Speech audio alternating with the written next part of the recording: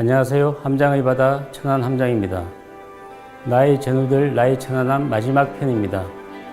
오늘은 저와 제 가족이 겪었던 이야기를 해드리고자 합니다.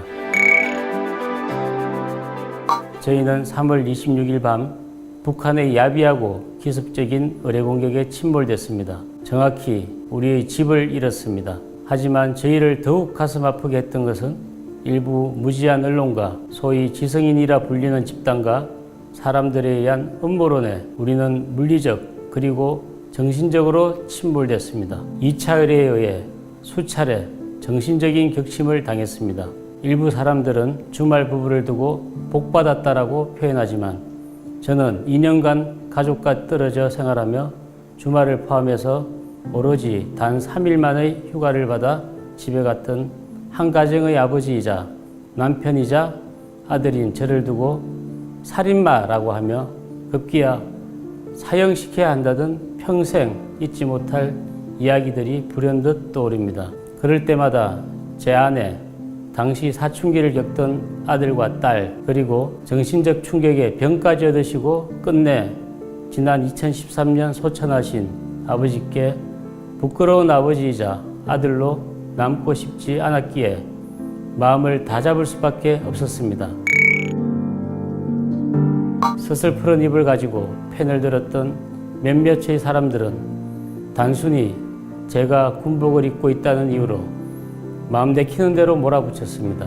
우리 생존 장병들을 폐잔병이라고 말하고 다니거나 일부 사람들의 내가 왜 배와 함께 생명을 다하지 않고 살아나왔냐고 따지는 말들, 그리고 작전간 결혼식의 주례를 했다고 나를 꾸짖는 사람들, 의뢰를 탐지하지 못했다고 꾸짖는 해군과 군함을 모르면서 추운 경랑의 바다에 한 번도 나와보지 못했으면서 현장에 대한 경험도 없는 사람들이 후한무치식으로 말하는 사람들도 많았습니다. 게다가 명백한 조사 결과를 못 믿는 일부 사람들, 오히려 북한을 대변하는 세력들, 연일 보도되는 일부 특정인과 단체의 의혹, 재조사 주장, 장기간 계속된 조사와 신문 등 이루 말할 수 없는 사건들이 저와 생존 장병들을 지속적으로 괴롭혔습니다. 또 왜 그리 아는 체하며 말하기 좋아하는 사람들이 많은지 정확히 모르면서 한번 말해보고 아니면 말고식으로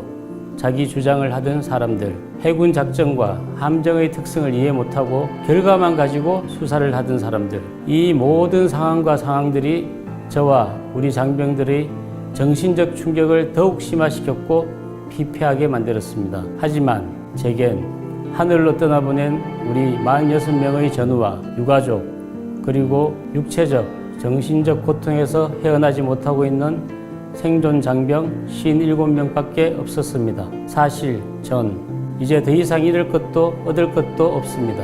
무엇보다 제 가슴에 비수를 꽂은 일은 유가족과 생존 장병의 슬픔을 이용해 과장 보도하는 언론들, 저희 아들과 딸이 다니는 학교까지 찾아와 담임 교사에게 함장인 저희 주소를 요구하는 기자들, 저희 가슴에 아물지 않은 상처를 준 사람들이 무수히 많았습니다. 당연히 같은 편이라 생각했던 일부 해군 가족들 중 남의 말을 하기를 좋아하는 군 가족들은 제가 이민을 준비한다, 아들이 등교를 하지 않는다라는 등의 헛소문을 내고 다녔습니다. 또 일부 현역과 예비역들은 어설픈 음모론만 듣고 단순한 심정만으로 거짓된 말들을 하고 다니는 게 이기에 무수히 들렸습니다.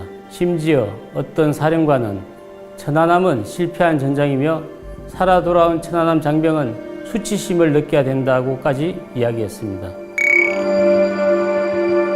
정확한 사고 발생 시간을 자꾸 따지는 사람들도 많았습니다. 제3자 입장에 서 있는 사람들은 피해자에게 완벽하기를 요구합니다. 예를 들어 자동차를 타고 도로를 달리다 사고가 나면 정확한 사고 시간을 기억하십니까? 길을 가다 강도에게 습격을 당했는데 시간을 정확히 기억할 수 있습니까?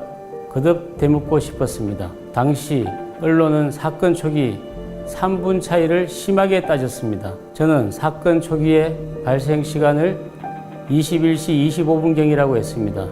나중에 21시 22분으로 밝혀졌지만 경이라 내포하고 있는 뜻이 어떤 시간이 전우를 어림잡아 일컫는 말임을 누가 모릅니까? 그리고 애매한 정보를 주고 속 빠지는 사람들도 기억에 떠오릅니다. 국방부 검찰단에서는 수차례의 조사 결과 대잠 속도 위반, 경비구역 이탈 건의 의무 위반이라는 명목으로 형사 입건까지 진행됐죠. 파도 치는 서해의 좁은 구역에서 속력을 내서야 한다? 함정은 자동차가 아닙니다. 당시 철저히 해군은 배제되고 타군으로만 구성된 수사기관과 징계위원들은 해군과 함정을 이해하려 들지 않고 결과만 놓고 수사와 징계 수위를 결정했습니다. 부실하다고밖에 표현할 수 없을 만큼 답답한 수사였습니다. 그렇게 강도에게 무방비로 습격당하고 집으로 돌아온 자식은 부모에게 왜 맞고 왔냐고 또 그렇게 아무런 말도 못하고 계속 맞았습니다. 그러나 그해 10월 국회 국방부 국정감사 증인으로 출석했던 날 많은 국회의원들이 저를 격려하고 대변해 줬습니다. 여론 또한 저를 지지하기에 이르렀습니다.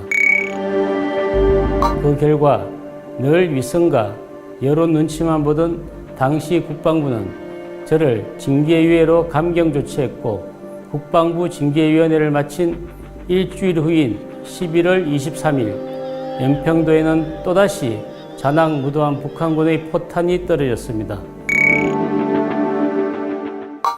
남남 갈등의 결과였습니다. 야비한 적은 저희 천안함의 경과를 뻔뻔하게 지켜보면서 우리 대한민국을 자기네 마음대로 해도 된다 생각하고 마구 쏘아댄 것입니다. 우리는 3월 26일 바로 그날도 우리 국민들이 가족과 편히 쉬던 주말밤 저희 천안함 장병들은 오랜 시간을 가족과 생이별하며 오로지 국민들의 안녕을 위해 파도치고 추운 서해에서 NLL을 사수하며 신성한 조국 해양수호의 임무를 수행하고 있었습니다. 자신들이 믿고 싶은 것만 믿고 자신들이 모르면 의혹이라 하고 설명해서 이해를 못하면 의혹이 정폭된다 하고 또 이해가 안 되면 거짓말이라는 사람들과 네티즌들은 저희가 그토록 목숨 바쳐 지키고자 했던 소중한 대한민국 국민들이 맞습니까? 라는 의문이 듭니다. 여전히 의혹을 제기하는 사람들, 사실 이제는 그들이 밉지 않습니다. 오히려 척은할 따름입니다. 믿지 않고 의혹을 제기해야 방송에 출연하고 여론에 주목받고 그것으로 자기 가족들을 먹여 살리는 그들, 생계를 위한 새로운 직업이 생겨났다고 생각하기 때문입니다. 군도 마찬가지입니다. 각종 제도를 개선하고 군기관, 정신무장을 강화하는 것은 좋습니다. 사실 문제는 그게 아닙니다.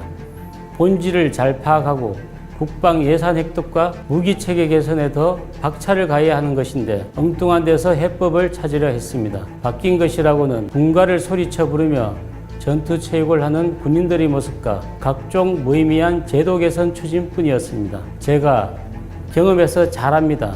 대부분의 우리 젊은 장병들 어느 누구보다 강하고 믿음직합니다. 우리의 희생을 통해 우리 군은 더욱 강해지고 목숨으로 지켰던 우리 국가의 안보가 더욱 굳건해지는 전환점이 되기를 진심으로 기원합니다. 조국의 바다를 지키다 전사하고 사나운 자랑스러운 나의 애끓는 부하전후 46인 모두 천안함장의 이름으로 그리고 천안함 전우의 이름으로 명복을 빕니다. 지금까지 3부에 걸쳐 천안함 피격 사건 이야기를 전해드렸습니다. 다음 편부터는 음모론에 대한 대응과 천안함에 대한 이야기로 다시 찾아뵙겠습니다. 지금 이 순간에도 전후방 각지에서 그리고 어려운 환경에서도 국가를 지키는 국군 장병 여러분께 감사드립니다. 건강하십시오. 감사합니다.